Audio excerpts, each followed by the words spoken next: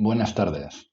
Me llamo Juan María Rodríguez. Soy miembro del Departamento de Innovación del Colegio San Gregorio y también formo parte de su equipo directivo. Hoy vamos a hacer una pequeña sesión explicando cuál fue nuestra metodología para implantar el programa que nosotros llamamos Escuela 365 en nuestro centro. Bien, vamos a iniciar la presentación. Ahí estamos.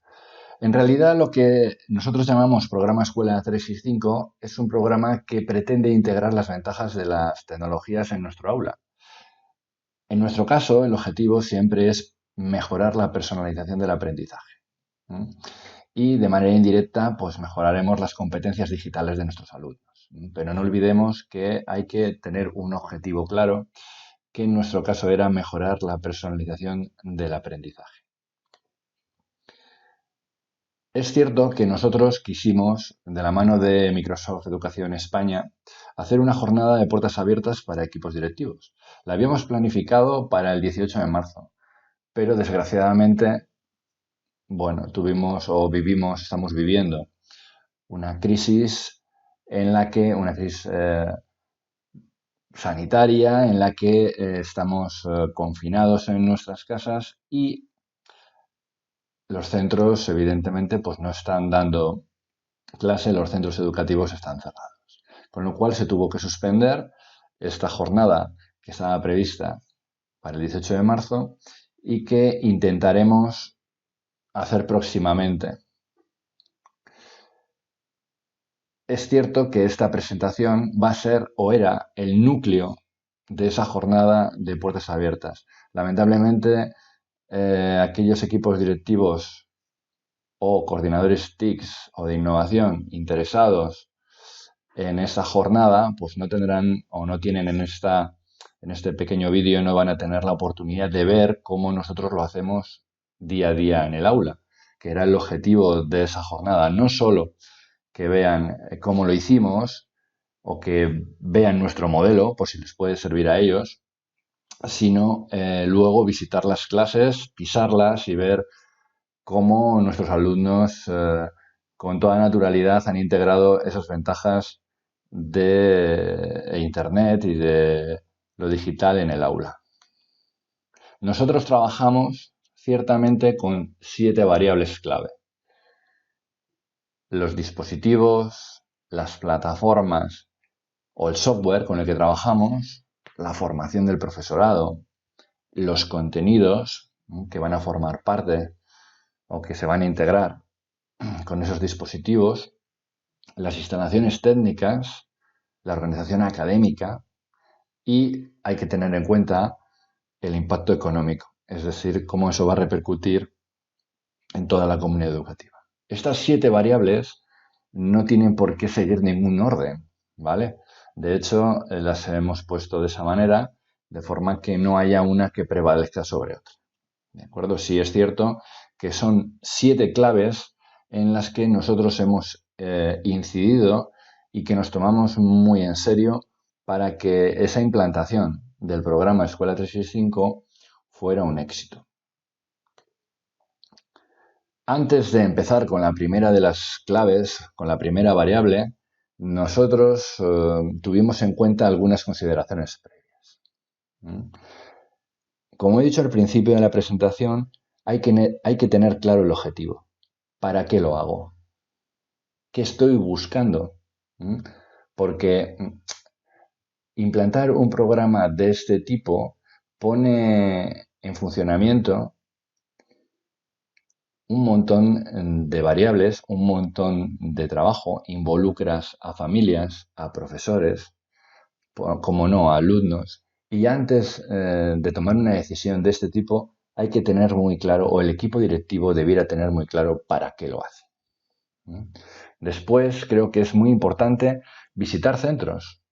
Los centros en su mayoría, estamos abiertos a que nos visiten. En cada visita que hacemos a otros centros educativos, siempre aprendemos algo. Igual no concretamente lo que vamos a ver, pero siempre en las visitas a otros centros educativos que nos gusta hacer, varias al año, nos reciben, nosotros recibimos, aprendemos algo. Antes de tomar una decisión de cómo vamos a implantar este programa en nuestro centro, debiéramos visitar otros centros que tengan diferentes alternativas para que veamos cómo lo han planteado.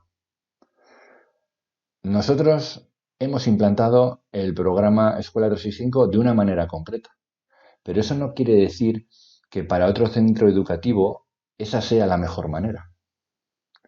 Sí es cierto que probablemente, fruto de ver esta presentación, aportaremos pistas o puntos de vista que de otra manera igual no se hubiesen tenido en cuenta. Bien, el objetivo, en todo caso, es ofrecer una visión de cómo lo hemos hecho nosotros y que otros centros educativos, otros equipos directivos, consideren cómo podrían hacerlo ellos, cómo se podría adaptar a su comunidad educativa.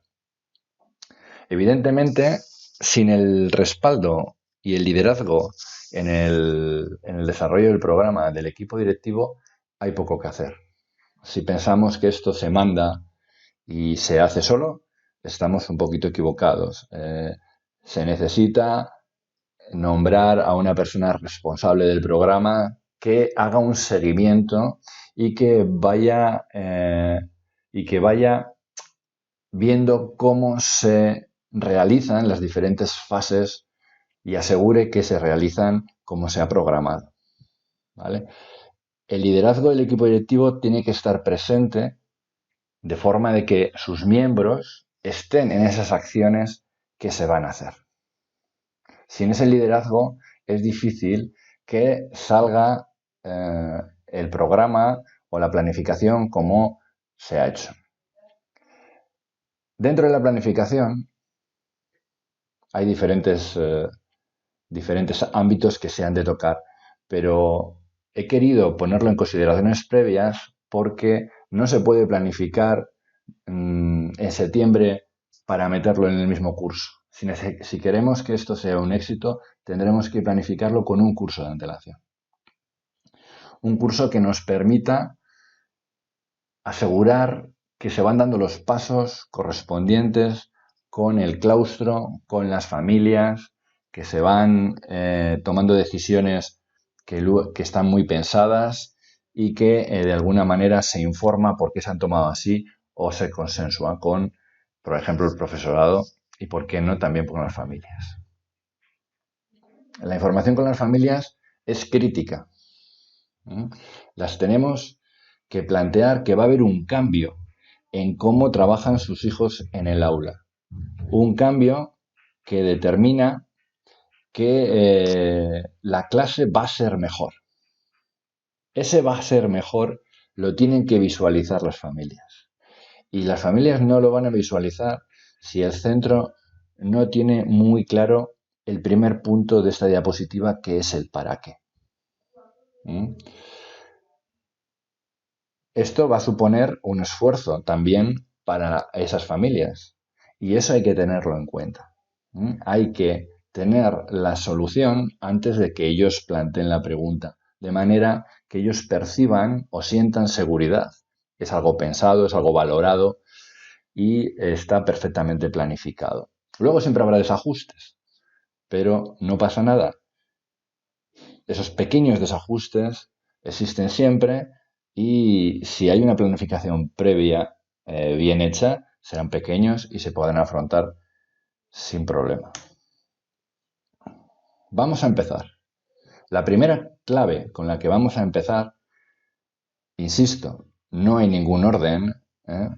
La primera clave con la que vamos a empezar es la clave de los dispositivos. Hoy vamos a hablar del hardware en este momento. Yo cuando oigo a otros compañeros de otros centros hablar de este tema, bueno, pues se centran mucho en lo que es el dispositivo. Pero para elegir el dispositivo hay que saber qué quiero hacer con él. Es decir, ¿para qué van a servir esos dispositivos? ¿Van a servir únicamente para ver?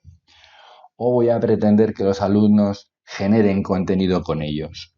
Y si generan contenido, ¿cuál es la fórmula o cómo tienen que ser esos dispositivos para que generar el contenido le sea lo más sencillo posible. ¿Vale? Bueno, esa es la primera premisa que hay que tener en cuenta. ¿Para qué? Es decir, ¿qué van a hacer los alumnos con el dispositivo? En función de esa respuesta, determinará cuál va a ser el tipo de dispositivo. Lo siguiente que tengo que tener en cuenta es la relación calidad-precio. En nuestro centro existen familias de todos los niveles socioeconómicos.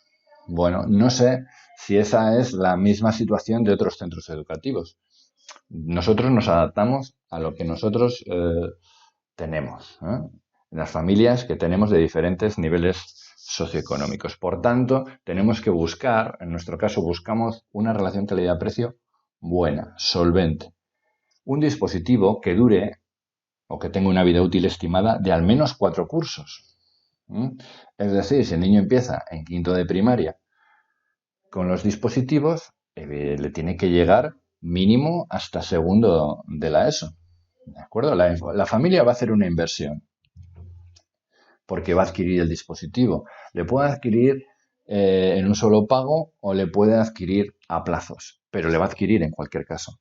Por lo tanto, yo tengo que ofrecer un dispositivo que tenga o que ofrezca garantías. Bien. Una de las cosas que sí me gustaría puntualizar es la capacidad del dispositivo. En muchos casos decimos o nos equivocamos al afirmar que el dispositivo no hace falta que tenga mucha memoria. Al menos desde nuestra experiencia así lo vemos. Bueno, yo creo que un dispositivo solvente mínimo tiene que tener 128 gigas de disco duro. ¿Por qué? Porque le vamos a pedir al alumno que descargue contenidos de diferentes asignaturas y lo que no es planteable o lo que no debiera ser planteable es que para descargar una unidad tuviese que borrar las anteriores, ¿vale? Bueno, aunque muchas de las descargas que haga luego las va a descargar en OneDrive, que le ofrece 1 tera en la nube, sí es cierto que se va ocupando espacio del disco duro y no debemos generar un problema donde no lo hay. Un dispositivo, por tanto, de menos de 128 gigas, por nuestra experiencia, al menos yo no lo veo factible. Es un dispositivo que a largo plazo va a dar problemas, al menos de espacio. Bueno, en nuestro caso, al final de cada una de las variables, veremos la decisión que el Colegio San Gregorio tomó al respecto. En nuestro caso, nos decidimos por dispositivos con Windows 10, convertibles y con el bolígrafo Stylus. Es cierto que el bolígrafo no se usa de manera intensiva, aunque poco a poco y fruto de que los alumnos se lo ven a los profesores, se va extendiendo el uso. Realmente es muy cómodo y una vez que lo usas, lo echas de menos cuando no lo tienes. Lo que sí creemos que es imprescindible es que el dispositivo sea convertible. ¿Por qué? Porque le da muchísima versatilidad. Le da muchísima versatilidad. Y una vez que tú te acostumbras a un dispositivo de este tipo, cuando no lo tienes, bueno, pues lo echas de menos porque te ofrece más posibilidades. La siguiente variable que vamos a tener en cuenta es con qué plataforma vamos a trabajar. Es decir, hay 2 grandes plataformas educativas que están pugnando en el mercado. Una es la plataforma de Microsoft con todas las apps y los el software que hay alrededor y Google, ¿vale? Con sus apps también orientadas a educación. Yo lo único que puedo deciros es que vayáis a ver otros centros educativos que utilicen ambas plataformas y alguna opción más que existe, aunque estas 2 son las principales. Tenerlo en cuenta. Yo, en el momento que tuvimos que analizar esto, yo opté por ir a ver diferentes centros con algunos de mis compañeros. Y lo que vimos es que de pronto no habíamos tenido en cuenta una variable importante, y era la protección de datos y la seguridad que tenían que tener nuestros alumnos, ¿vale? El Reglamento Europeo de Protección de Datos y más enfocado hacia los menores, bueno, es evidente que extrema las medidas de seguridad y la protección de datos de menores. Eso es importante tenerlo en cuenta y que las plataformas lo cumplan. Para nosotros también fue muy importante encontrar plataformas que funcionaran online, es decir, conectadas constantemente a Internet, y offline, que no necesitasen en un momento determinado conexión constante a Internet. Nosotros estamos en un entorno rural. Cuando nosotros iniciamos el curso 2017-18, el programa Escuela 365, pues en Aguilar de Campo, que es donde estamos, todavía no había fibra óptica.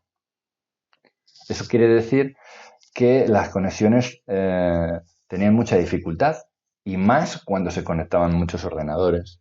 Entonces necesitábamos un software que nos permitiera trabajar sin estar constantemente conectado. Eso es importante.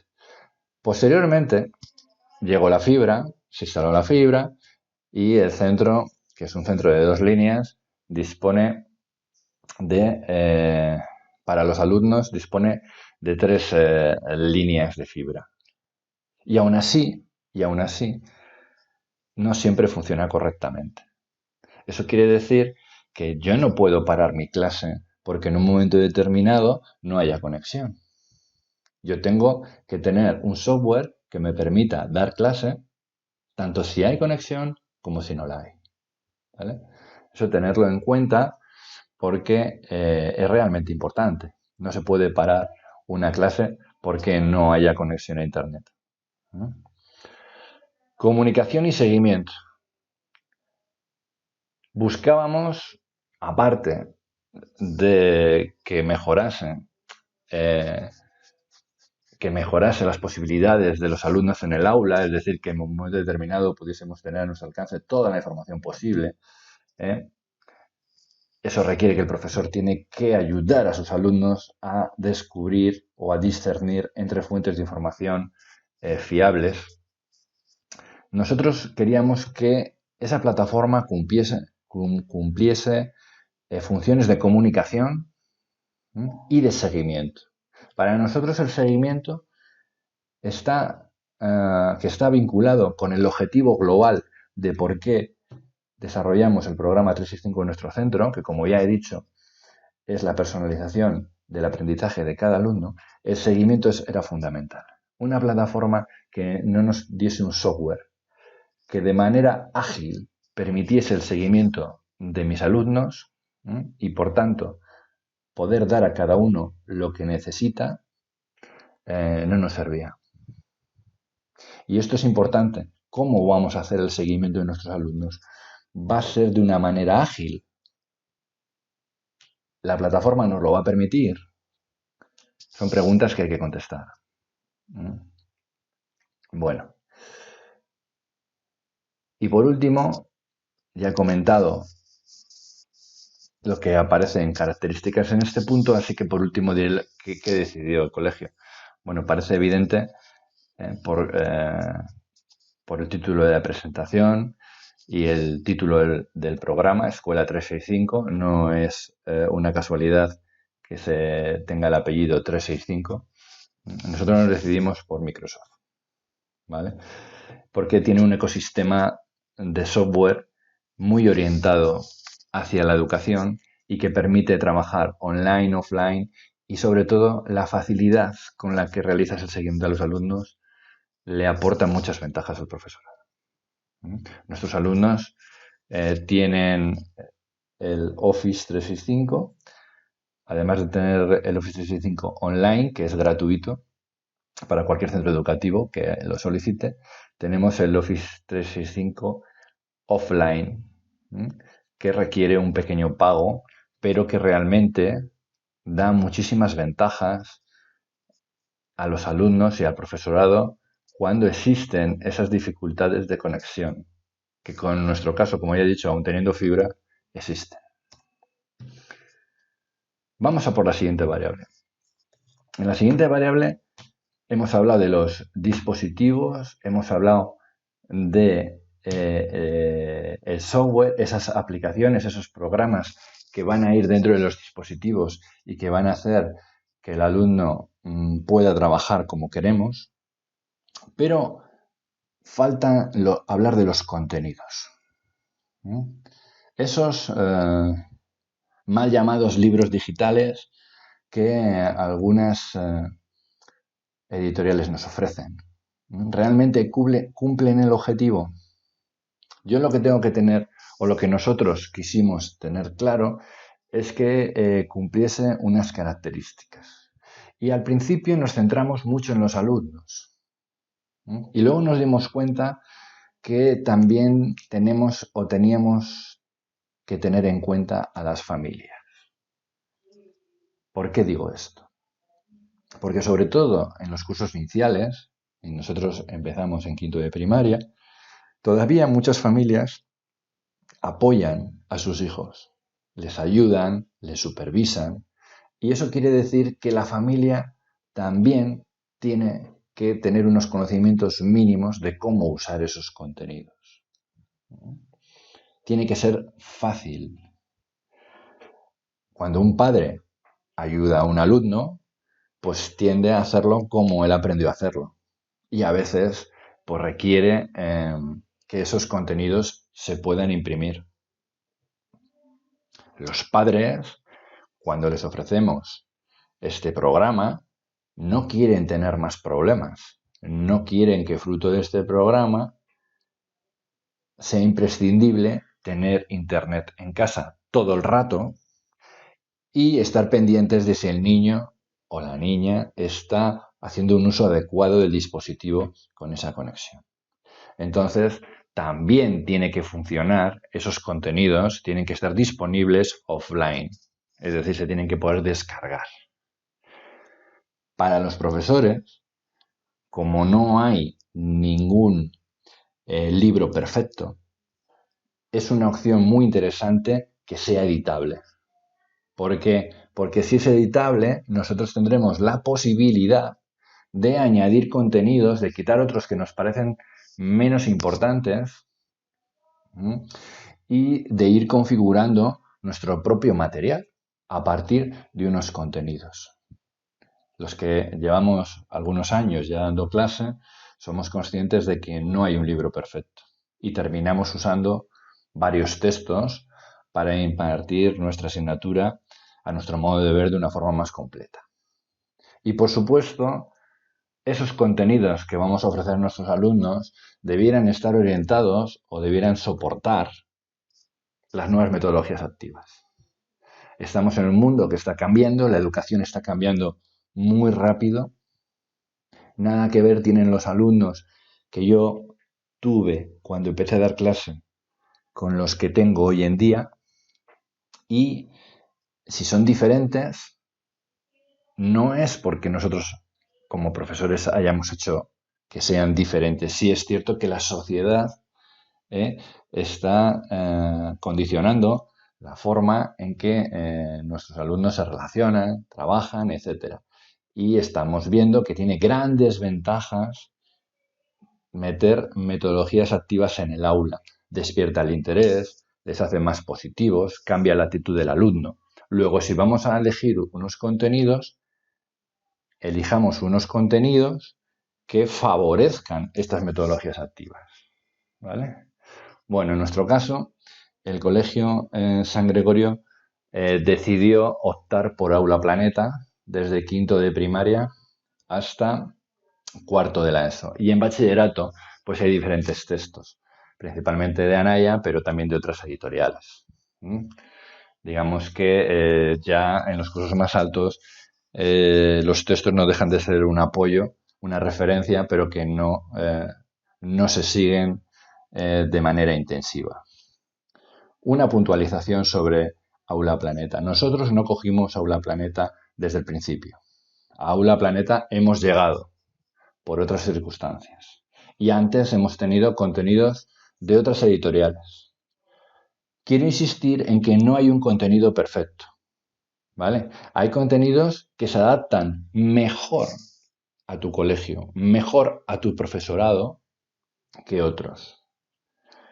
Para nosotros tenemos claro que Aula Planeta nos da muchas ventajas, de las que he nombrado anteriormente, pero requiere un trabajo exhaustivo del profesor en cuanto a la revisión de contenidos.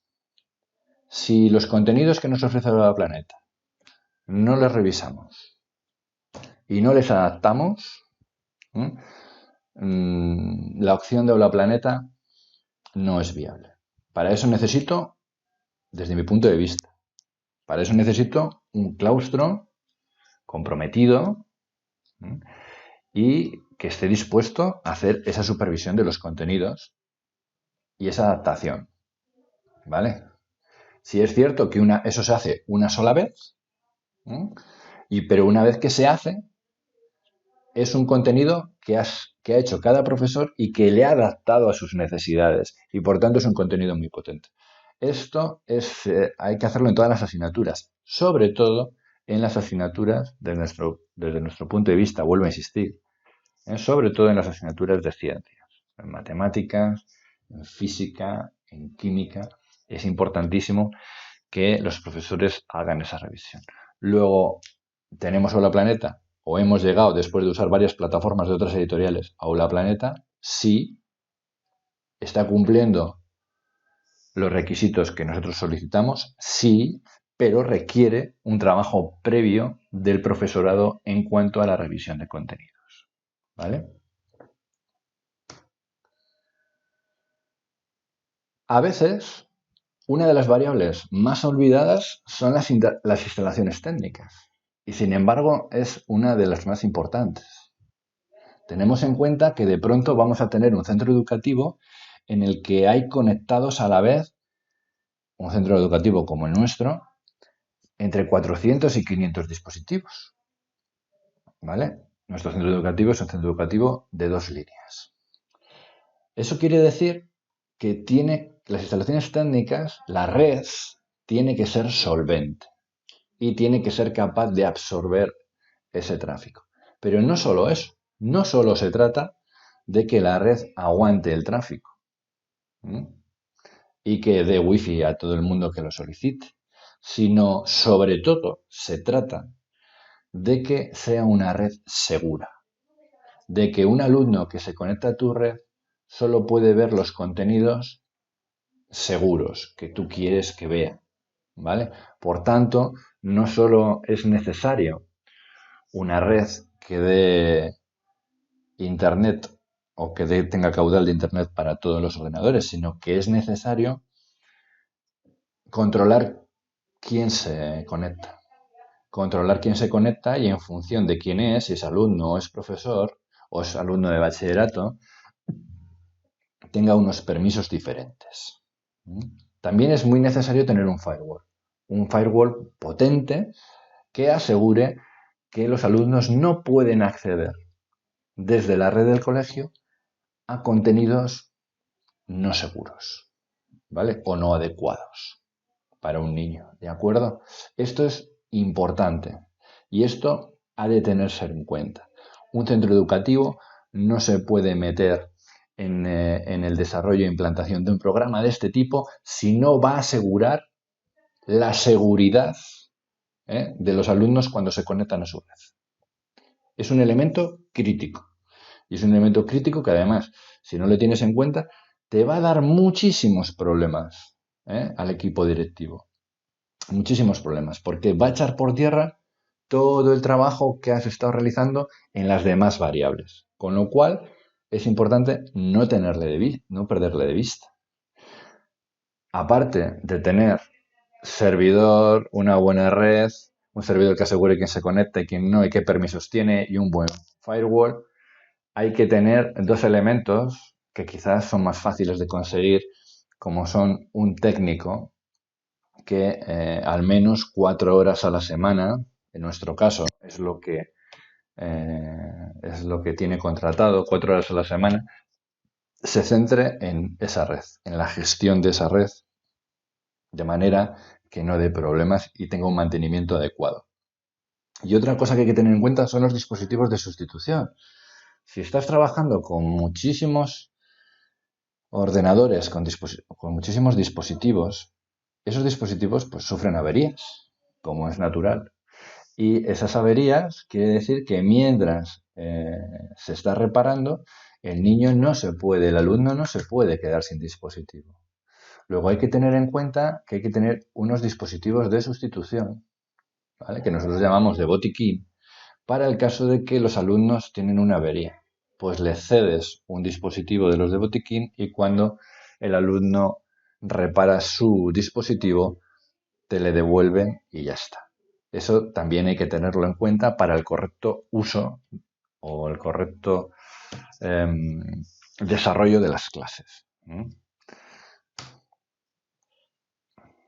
La organización académica.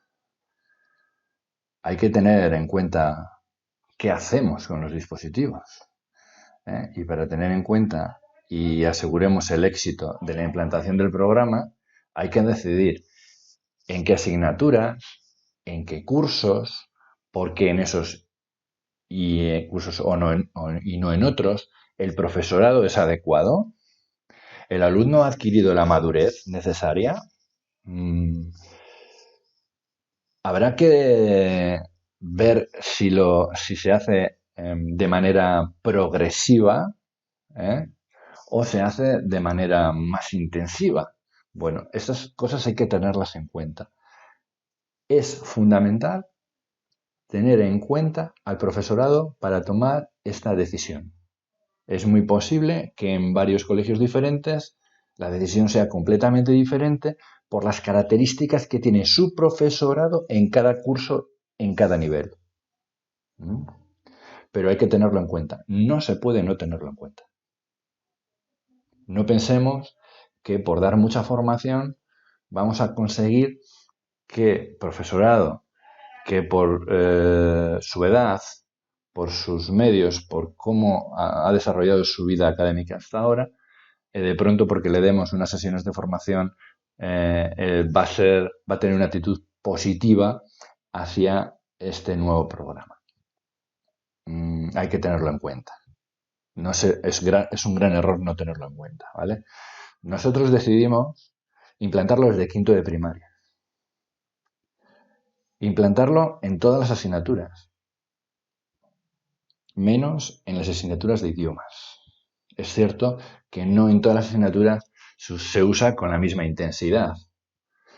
Pues en matemáticas y lengua, por ejemplo, se usa con menos intensidad que en ciencias naturales y en ciencias sociales, donde puede ser el apoyo multimedia, puede ayudar al alumno a entender y comprender mucho mejor algunos conceptos.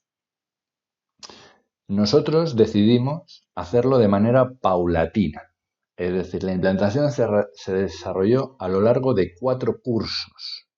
Empezamos en el año 2010, en el curso 2016-17 empezamos y han pasado 4 cursos hasta que lo hemos implantado por completo, desde quinto de primaria hasta segundo de bachillerato. Vale. Esa implantación paulatina tiene ventajas, tiene también desventajas. Una vez que lo has hecho, es probable que si te dijeran vamos a volver a implantarlo, pues a lo mejor no lo implantábamos de una manera exactamente igual. Pero sí es cierto que al hacerlo de una manera paulatina en 4 cursos, tienes mucho margen de maniobra para corregir posibles incidencias que se produzcan en la implantación. Es cierto que ha evolucionado todo mucho, tanto las plataformas, el software que se utiliza, como los contenidos han cambiado mucho desde aquel año, 2016, a hoy, y por tanto las decisiones probablemente serían diferentes. Pero bueno, así es como lo hicimos y así es como lo contamos. La formación es muy importante. Y no estoy hablando solamente de la formación del profesorado, que es clave. Estoy hablando también formación para las familias y para los alumnos. Un cambio de este tipo no debe suponer a las familias un problema. Por tanto, hay que transmitirles y hacerles ver que de una manera muy sencilla tienen los instrumentos necesarios para seguir la actividad de su hijo. Y si su hijo hace lo que le piden en trabajos, tareas, etcétera, o no lo hace. Y tiene que ser de una manera sencilla. Esto hay que tenerlo previsto. No podemos desarrollar un programa que nos parezca a nosotros muy, muy positivo y resulta que a la familia la vaya a generar un problema. ¿De acuerdo? Tenemos que intentar que así no sea. Bien. Luego, esta formación hay que planificarla y comenzarla en el curso anterior. Eso es lo que nosotros hicimos. Creemos que de manera acertada. Nosotros pusimos a disposición de los profesores el último trimestre del curso anterior todas las herramientas que iban a usar en el siguiente curso. Se les dio la formación. Tuvimos la suerte de que Microsoft nos apoyó en esa formación y nos mandó a un crack que es Vicent Gadea y fruto de esa formación empezamos a avanzar y empezó el profesor a visualizar que el cambio realmente era positivo.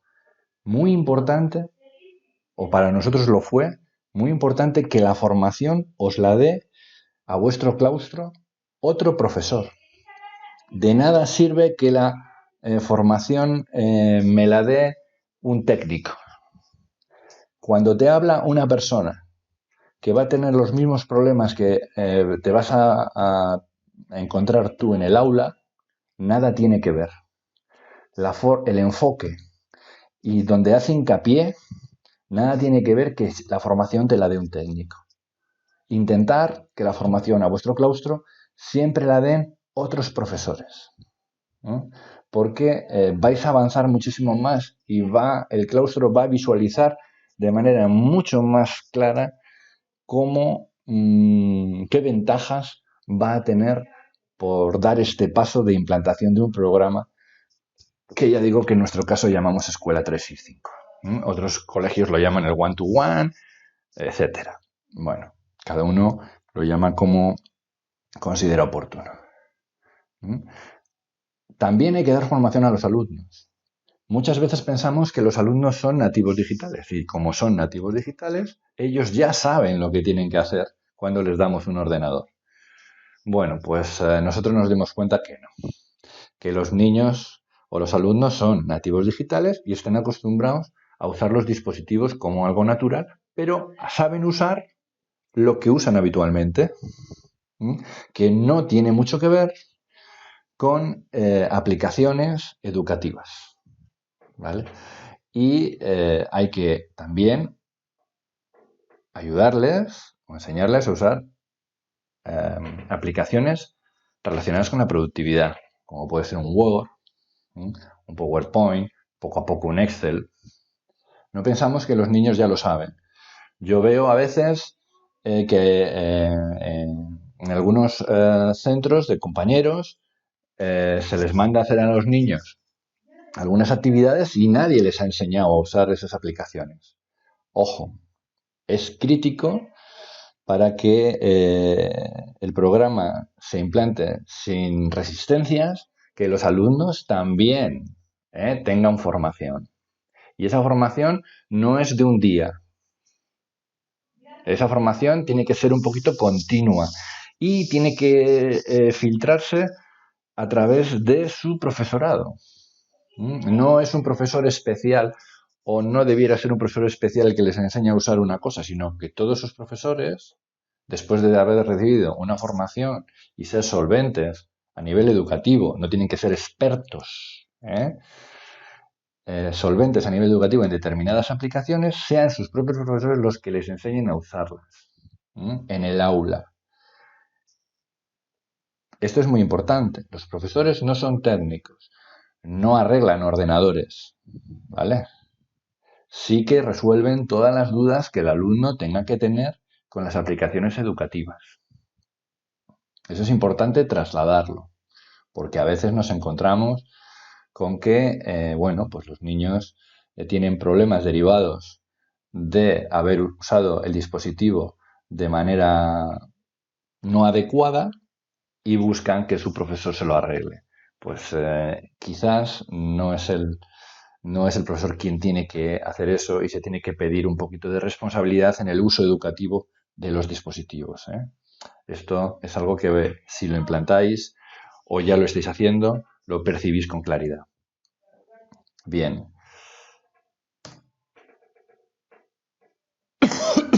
Perdón. Vamos a la última variable. En la última variable tenemos el impacto económico. Hay que tenerlo en cuenta. Hemos hablado de que hay que tener instalaciones técnicas. Eso requiere cierta inversión. Requiere cierta inversión. Hemos dicho que las familias van a comprar dispositivos o les vamos a pedir que compren dispositivos. Eso requiere inversión. Eso requiere inversión. Hemos dicho también que les vamos a pedir a las familias ese esfuerzo, pero nosotros se lo vamos a pedir a cambio de algo. O en nuestro caso lo hicimos a cambio de algo. Y hemos visto cómo el centro, el propio centro, sobre todo en los centros concertados que vendemos libros de texto, bueno, pues al cambiar de vender libros de texto a vender licencias digitales, pues hay cierto impacto económico que también hay que tener en cuenta. Se trata de hacer un cambio que no genere fricciones y que no perjudique a ningún elemento de la comunidad educativa. ¿Vale? En nuestro caso, lo que hicimos fue proponer a las familias la compra de un dispositivo que iba a durar alrededor de 4 años. Y en ese cambio pasamos de vender libros de texto, libros de papel, a vender contenidos digitales. Bueno, los contenidos digitales tienen un precio menor. Ese precio menor es la compensación que tienen las familias. Ese precio menor que tienen durante 4 años equivale o se intenta que equivalga de manera aproximada, no exacta, al valor del dispositivo. El centro recomienda un dispositivo, pero las familias son libres de comprar un dispositivo mejor. Sí es cierto que el programa da menos problemas cuando los dispositivos que se recomiendan son los que traen los alumnos. Si hay mucha variedad de dispositivos en el aula, eso va a complicar al profesor el desarrollo de la clase. Por tanto, hay que intentar que haya una homogeneidad en lo que se pueda, porque ya he dicho que cada colegio tiene un tipo de familias diferente, en lo que se pueda, los dispositivos sean homogéneos en sus características, al menos. Bien. Y si tú vas a ofrecer a tus alumnos o les vas a permitir que tengan licencias, en este caso de Office 365 offline, de manera que tú asegures que las clases no van a sufrir ninguna repercusión porque en un momento determinado Internet se caiga, aunque te digan que la fibra es estable, la experiencia que nosotros tenemos es que la fibra no es estable.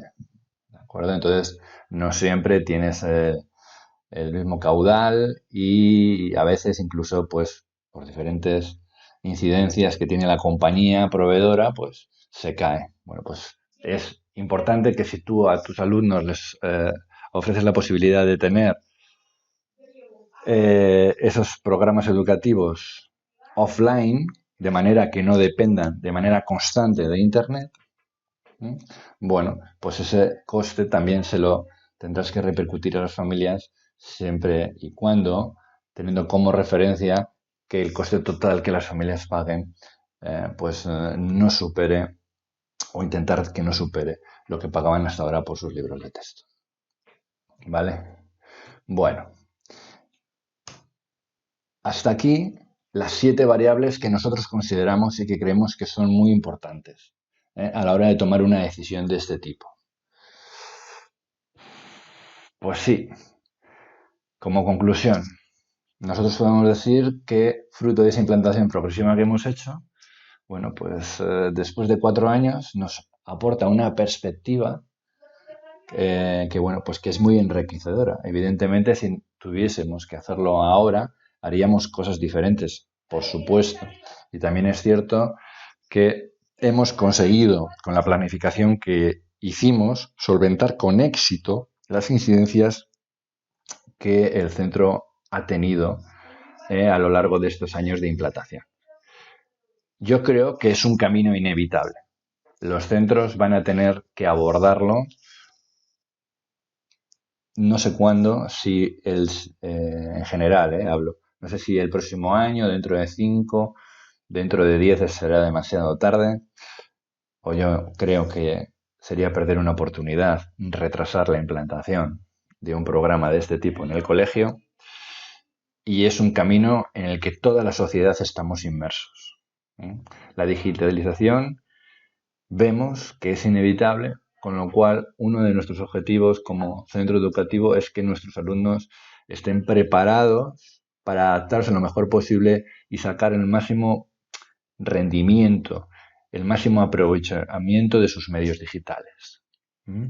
Sería una pena que nuestros alumnos solo utilizasen las apps de sus dispositivos para jugar o para comunicarse o para usar alguna red social.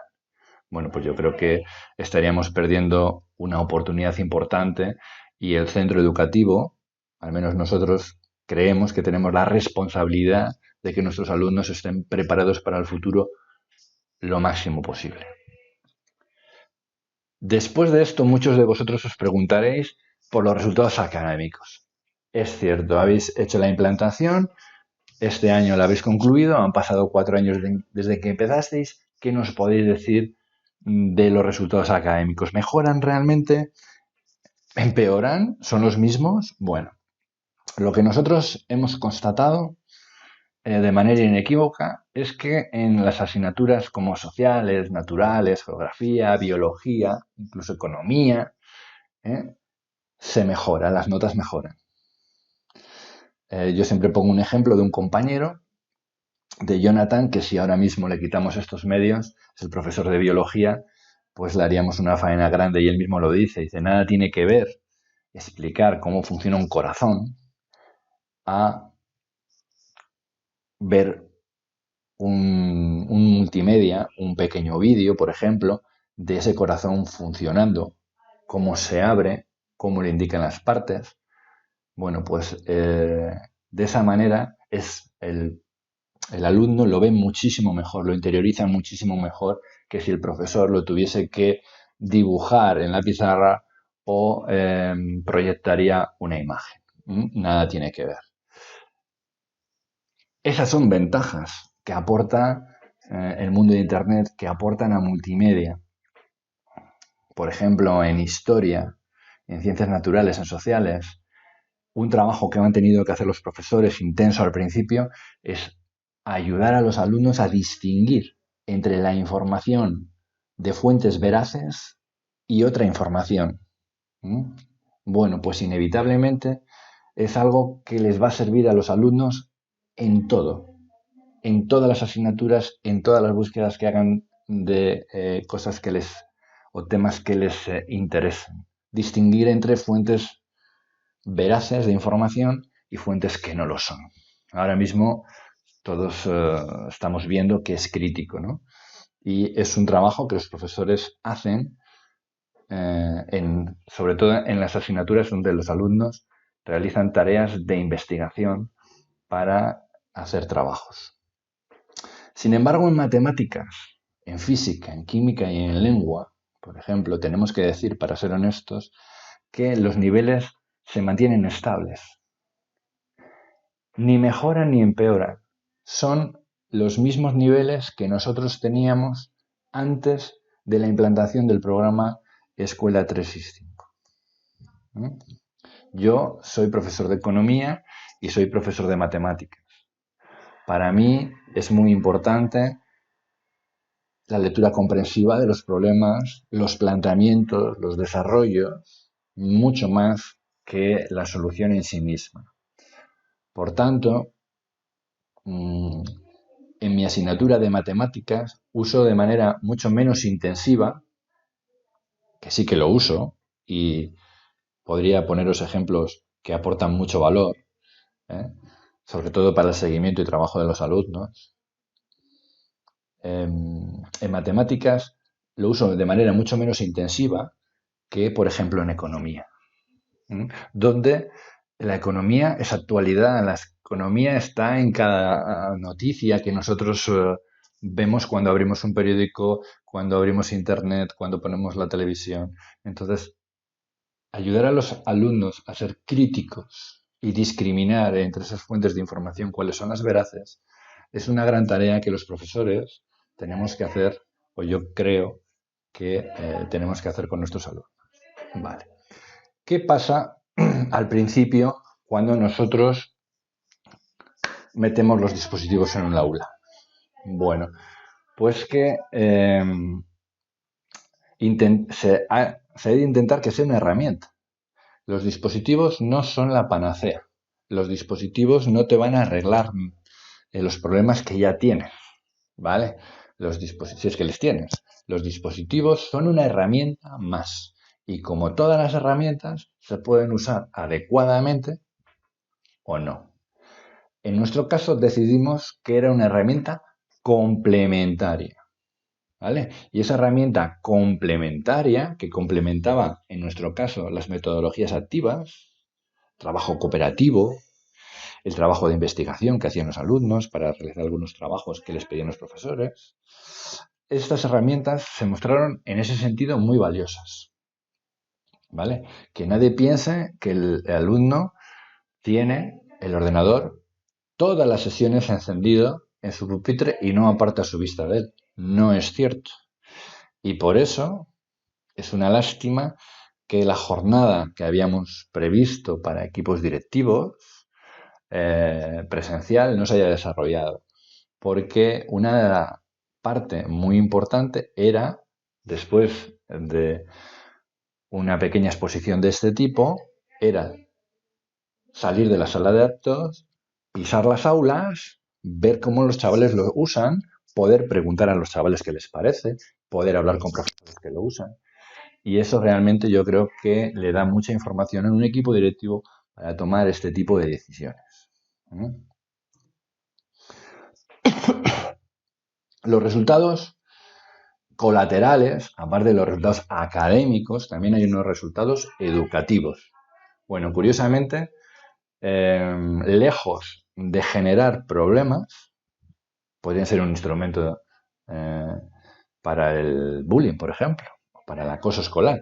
Pues bueno, lejos de generar problemas, lo que hemos percibido nosotros es que ha mejorado la convivencia en el aula, que ha mejorado de manera fundamental las competencias digitales en aplicaciones educativas y de productividad, como por ejemplo Word, Excel, PowerPoint, el manejo de pequeñas aplicaciones para la edición de vídeo, etcétera. Bueno, y donde se ha visto una mejora de resultados muy importante es en aquellas materias que tienen posibilidades del uso o creación de contenido multimedia. Ahí hemos visto cómo un posible escenario en el que desaparecieran los dispositivos de las aulas perjudicaría al profesorado y el aprendizaje del alumno de manera clarísima. De manera clarísima. En el profesorado, ¿qué efecto ha tenido? Bueno, nos permite personalizar más el trabajo con nuestros alumnos. ¿Por qué? Porque las herramientas facilitan en extremo la supervisión. Hice el inciso al principio. Cuando hablamos del software, un software que permita fácilmente la supervisión del trabajo del alumno es un software que te va a permitir llegar más lejos con cada alumno, con los buenos, con los malos y con los regulares. No hay alumno malo, Hay profesor, esta es una opinión mía, ¿eh? No hay alumno malo, hay un profesor que no enfoca su aprendizaje de manera adecuada. Vale. Y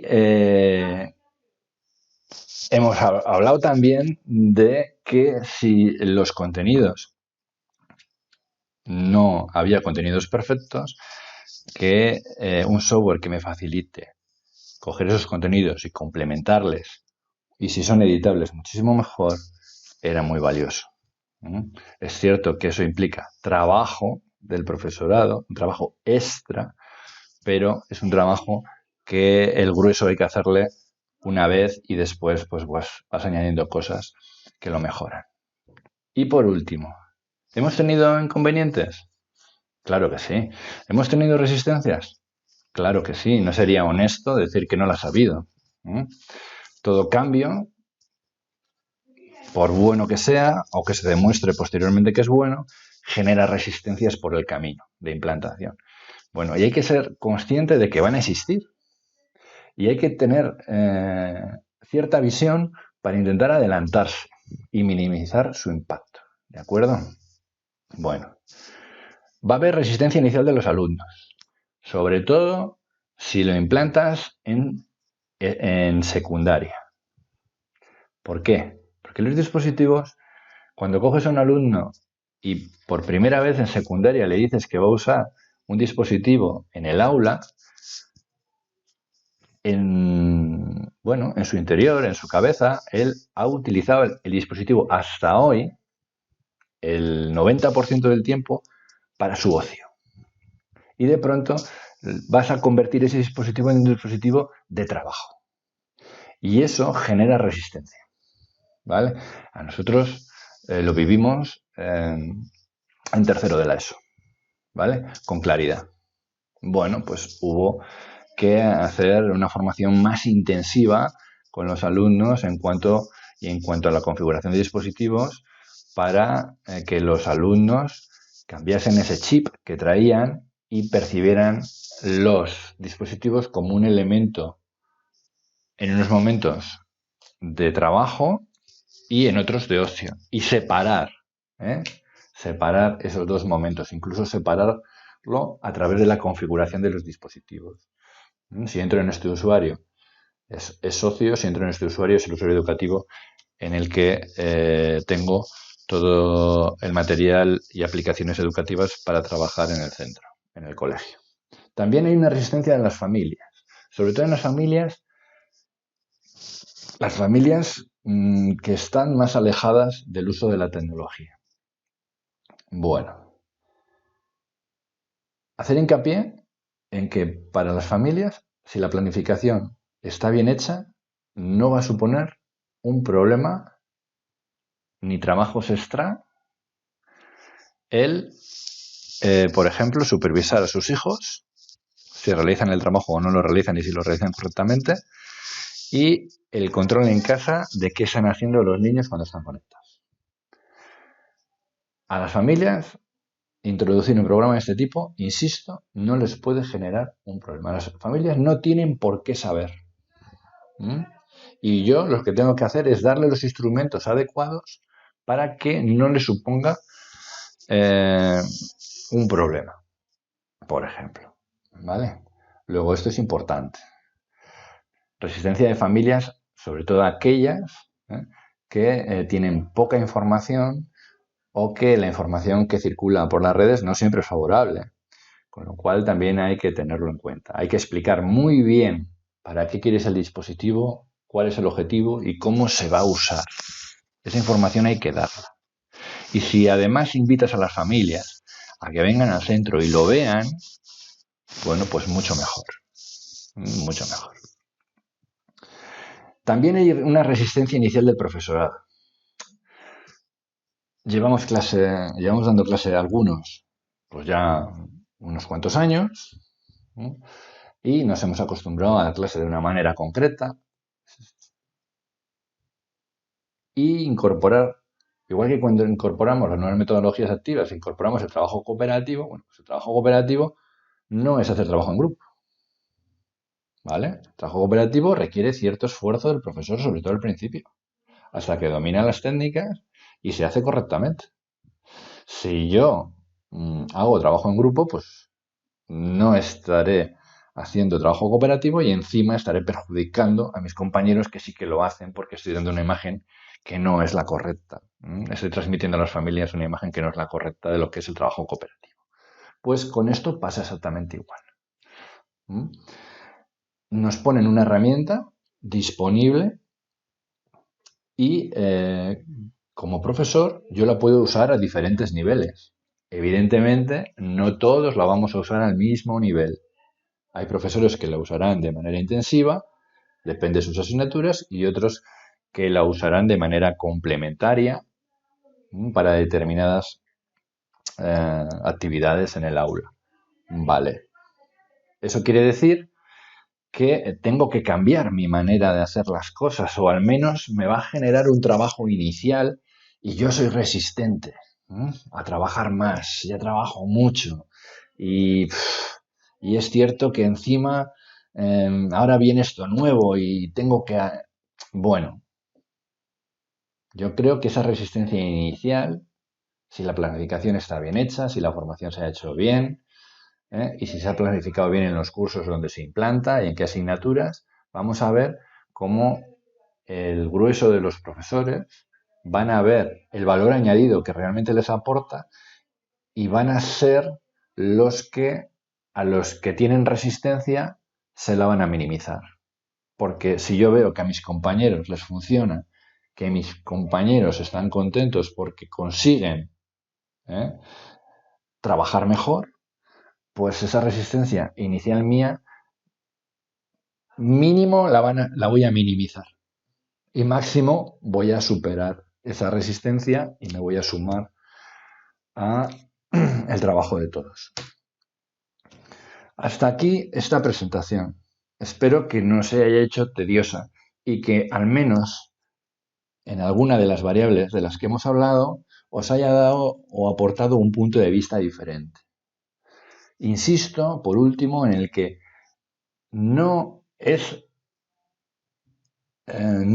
un modelo único que se tenga que implantar de esta manera, sino que fruto de cómo yo valore en mi centro esas 7 variables, es cómo voy a implantar ese programa. Y en cada colegio probablemente tenga matices y diferencias el cómo se hace, cómo se implanta y cómo se desarrolla. No hay un modelo bueno, hay un modelo que es bueno para mí. No hay un modelo perfecto. Hay un modelo que se adapta mejor a mis necesidades, a las necesidades de la comunidad educativa, de padres, familias y alumnos. ¿Vale? Hasta aquí la presentación. Muchísimas gracias por escucharme. Un saludo.